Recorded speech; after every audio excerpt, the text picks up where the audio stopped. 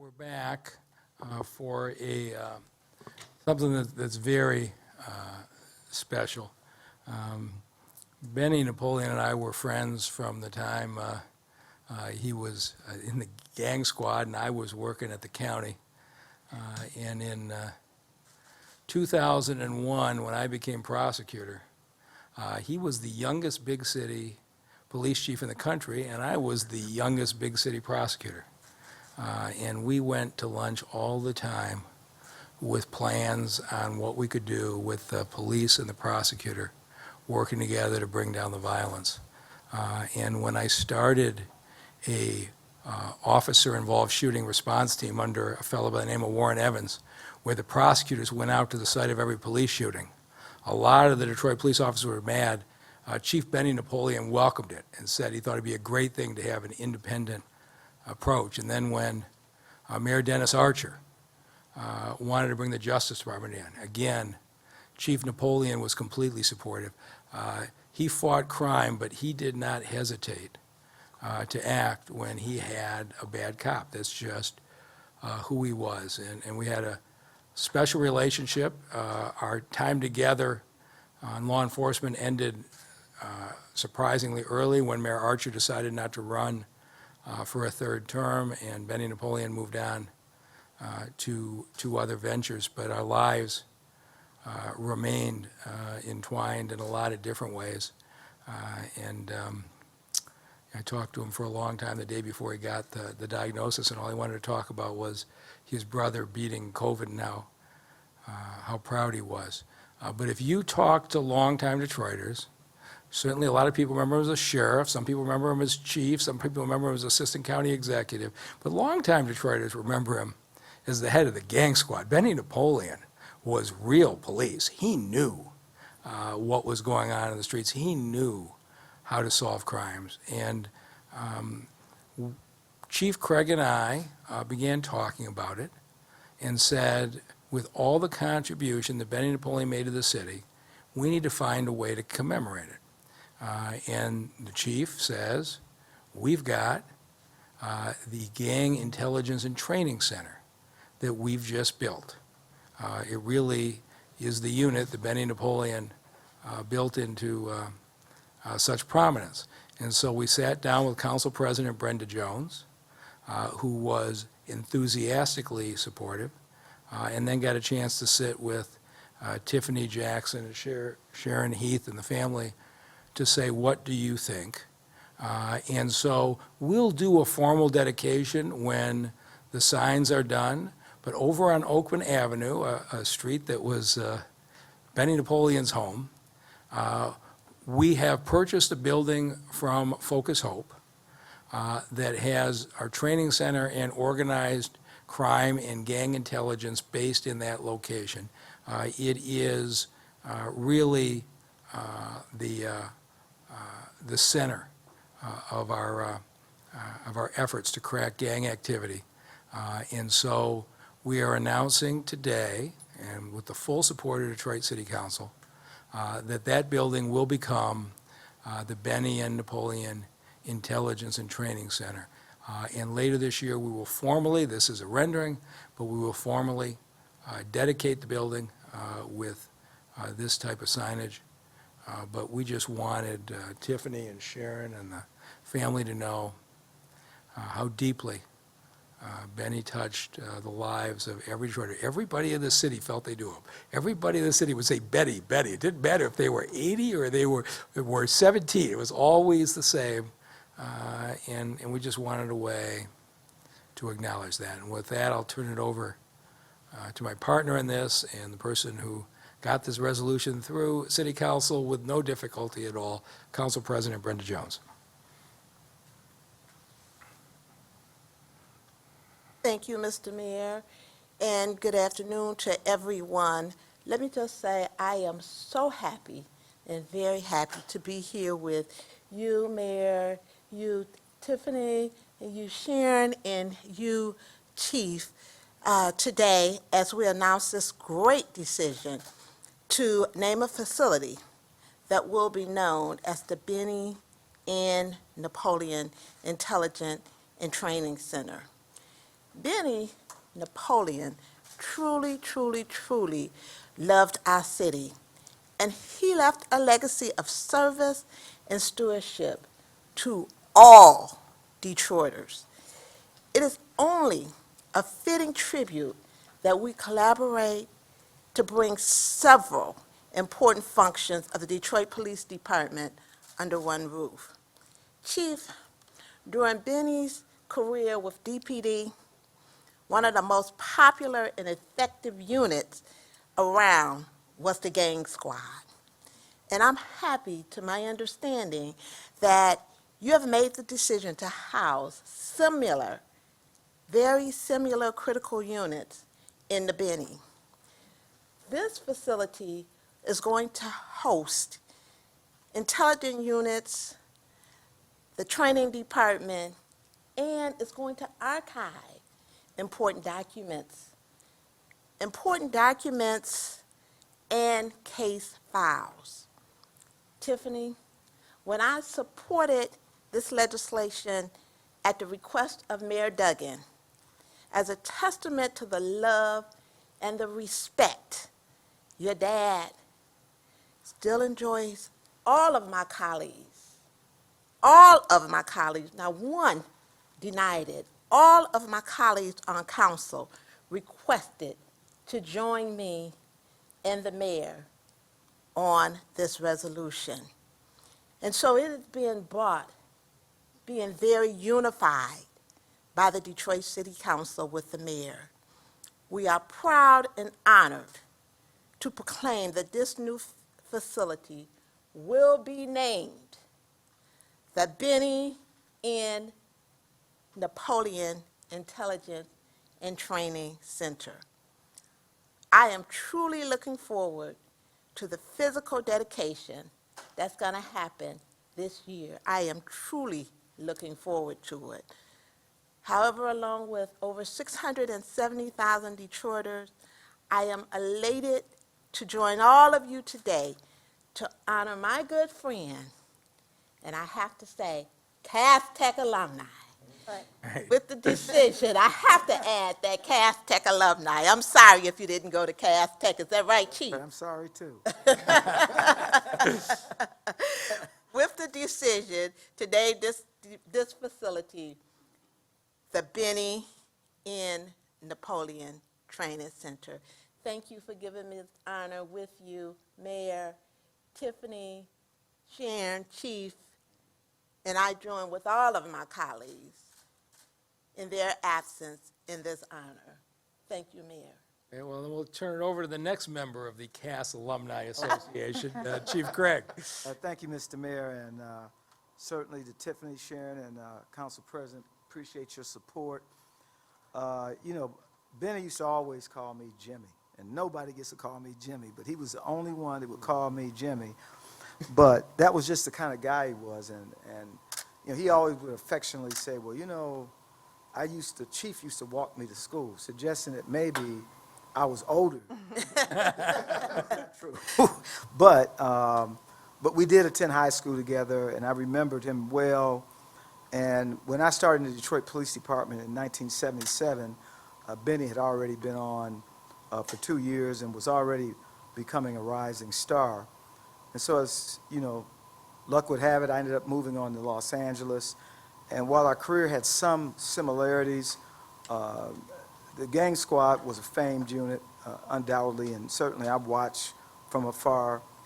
Benny was running that, but at one point in my career, I was working the equivalent to LA's gang unit, which was called Crash Unit. So I had a chance, because I watched Benny and I watched his rise. And so at the time he became chief, I was a lieutenant in Los Angeles preparing to make captain. And when he made chief, and as the mayor indicated, he was considered at that time one of the youngest major city chiefs in the country. And that was truly an inspiration for me. It just took me 30 years to get back here to Detroit, so I was a little slow. But my friend was here, and he was sheriff by that time, and as I've said, he was a great partner. He's truly missed. We would talk on a regular basis, and he would always tell me, you know, you got the toughest job in the city. I know what that job is, and I'm living a good life. But he really loved public service. He loved this community. And so when the mayor and I got together and started talking about where and what, it just came together so seamlessly. And so I'm honored that this is coming to fruition. And as City Council President said, can't wait for the formal dedication of this building.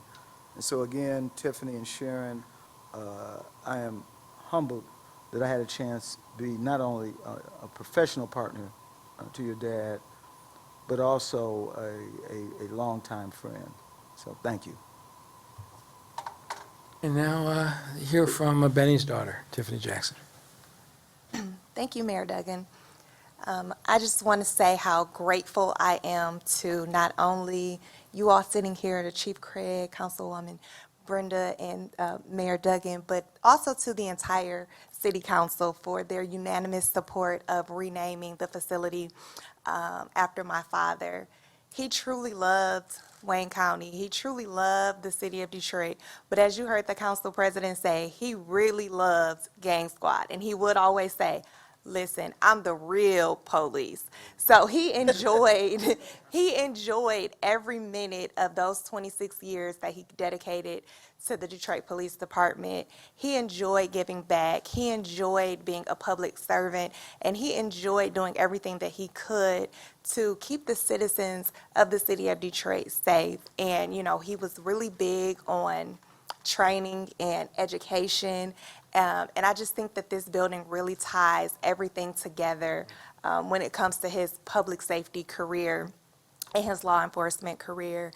And I just think it's a very, very huge gesture for you all to name this building after him, something that will last, you know, way after I'm gone, up till my son is grown, and then maybe even, you know, my grandchildren. So they'll be able to see this physical manifestation of who their grandfather, great-grandfather was, and his legacy is just continuing to live on and speak for who he was as a person. So I'm extremely grateful. I'm extremely excited. My family is excited and thankful, and we just look forward, like everyone else, to being there when we can actually see the name go up on the building. So thank you all very much.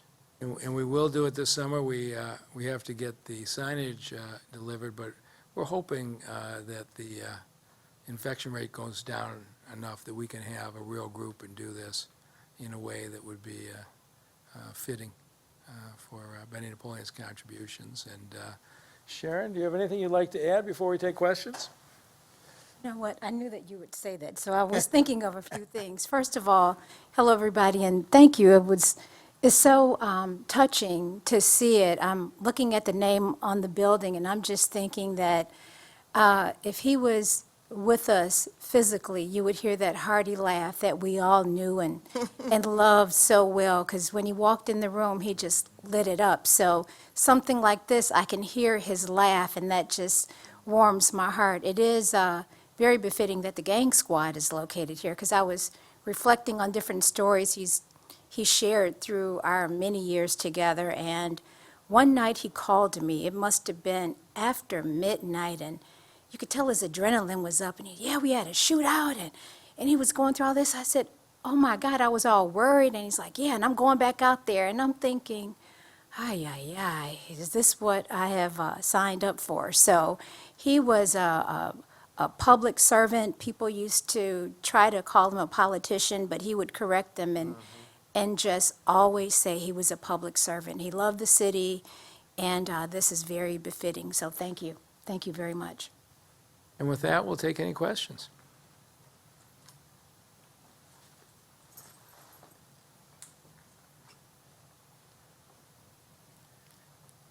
Good afternoon, Chief. James Dixon here with the Detroit News. At some point, there is going to be a rookie, believe it or not, who doesn't know who Sheriff Napoleon is, and he gets to the building and says, "Who's that?" What would you have that person know about Benny? Well, and it's been said time and again, Benny was a trailblazer, public servant, and like it was already pointed out, not a politician, and was real police. And, even around the hallways of Detroit, that's still a common phrase. Are you the real police? Even I've been called the real police. So, so they will know Benny, even though we haven't talked much about it, but certainly we have to make sure that in addition to the renaming, that an appropriate plaque with his picture and maybe somewhat like a biography, so that as people come into that center, years from now, they will know who Benny Napoleon was.